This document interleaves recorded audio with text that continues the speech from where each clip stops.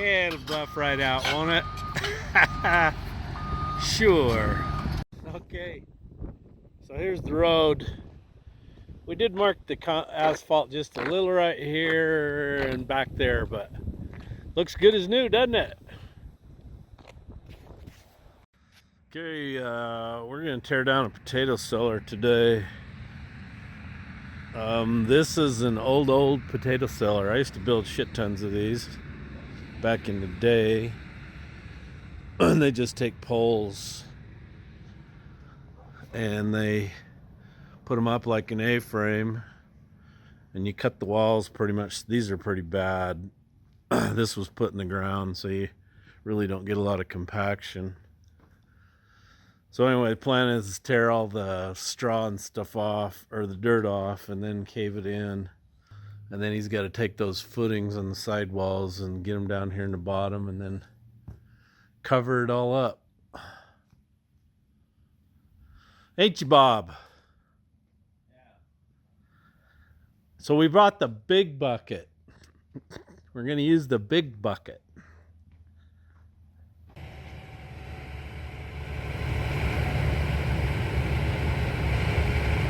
Got the big bucket on there, Chris. Look at that size of that bucket.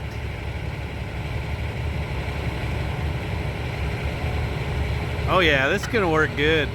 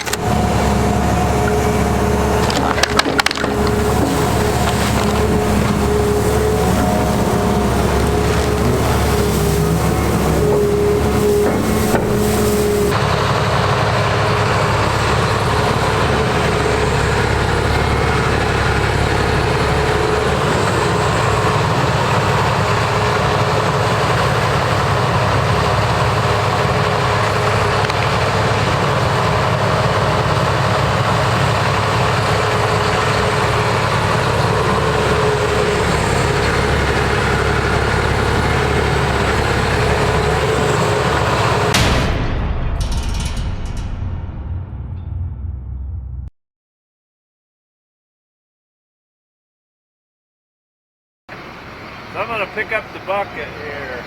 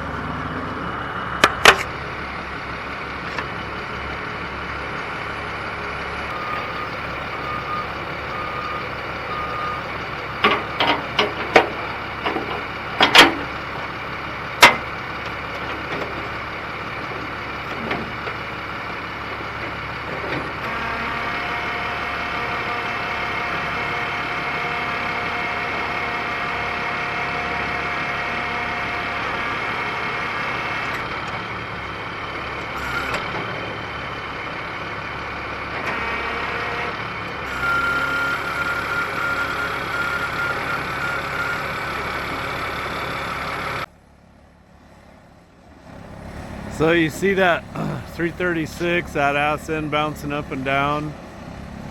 That is the number one thing I really dislike about this 336, is it's got a 13,000 pound counterweight on it, and it's got the long boom or stick, I can't remember what.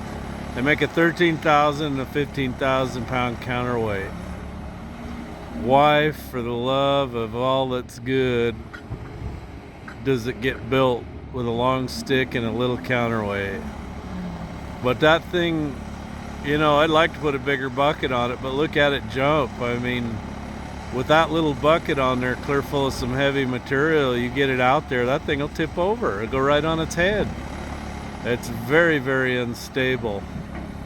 I hope they've cured that on the newer ones because this one's very unimpressive as far as being able to handle a big bucket.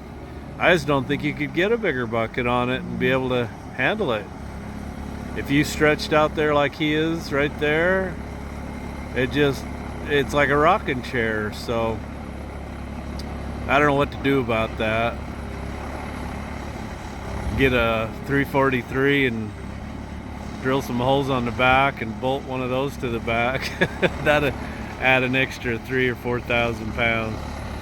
Jake's got the cellar down, he's got it buried, he's cleaning up. I just came with the service truck to pick up the ditching bucket, the big bucket. Haha. Anyway, that worked really well to strip the dirt and the straw off that before he caved it in. Anyway, we had a little bit of trouble here with the authorities, but that's all over, I hope. I just wish they'd leave people alone. I wish people with cell phones would stop thinking that it's an FBI junior agent badge and just mind their own business. So Matt's doing a little leveling here with the 613. The cellar that we tore down was pretty high over there, so he's re-leveling all this pasture to make it flood irrigate. And then he ruined the batteries in my grader. So I had to go get me some new batteries. Got to have new batteries. So, gotta get these out. Another failed 50 MT. This one in the grader.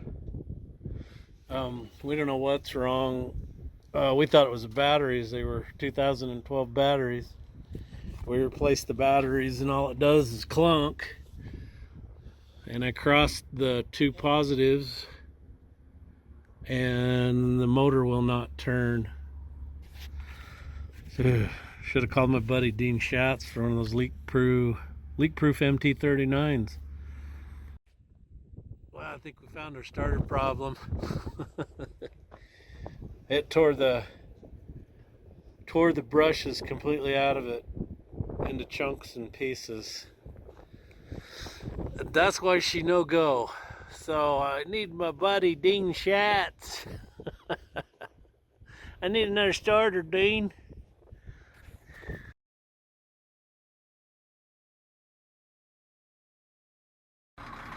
Okay, one starter in the rain, and she's running back to work. So this is what it looks like now that it's all done. They've got it all leveled. Matt cut this all down with these 613 and the motor grader, and the guy's got it all worked and he's got her planted, and this is all designed to flood irrigate. Don't know what that is. Must have found something there. Digger link in the ground or what? Huh. Anyway, so that's what we were doing over here. So as you gathered from watching the video, there was some trouble. I'm not even gonna address that because I'm just not. That was a big pain in the butt, but it's done and over, and this is all cleaned up and it looks good, and that's all that's important, isn't it? Hey everybody, want to introduce you to some of my awesome subscribers. Got a lot of them to thank. I want to start out with Jerry Knoll. He's from Newton, Kansas. Thank you for subscribing, Jerry. Brad Farrell, who's from Whidbey Island, Washington. Brad says he's going to come by and see me this summer. Bring the whole family. That's cool. Can't wait. Bring me some mold, Brad. I bet there's lots of it on the island. John Tides from Mitchell, South Dakota. Thank you, John. Mitchell, South Dakota. Isn't that where they build...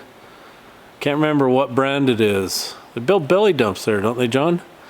Andy Larson, he's from Bellingham, Washington. Thank you for subscribing, Andy. And Butch Vickers from Corpus Christi, Texas. Thank you, Butch. Joe Husnick from Pine City, Minnesota. Thank you, Joe. And Jeff Miller from Oshkosh B'gosh, Wisconsin. Jeff, do you fly? That's one thing on my bucket list I would love to do is come to Oshkosh. I learned how to fly when I was 16, soloed out. Oshkosh would be, I think, something really cool to go to. Anyway, thank you guys for subscribing, man. Hey, check the link below, and my store should be up here in the corner also. You can click that link to get the hats. Got the old Kenny hat, the Anderson Flex Fit hat. That's an awesome hat. I've shipped a ton of those out in the last few days. Very popular hat. The red and black Anderson hat. And then the Richardson 112s in the charcoal, the yellow, or the black on black. Anyway, thank you guys for supporting me with this stuff. Anyway, thank you.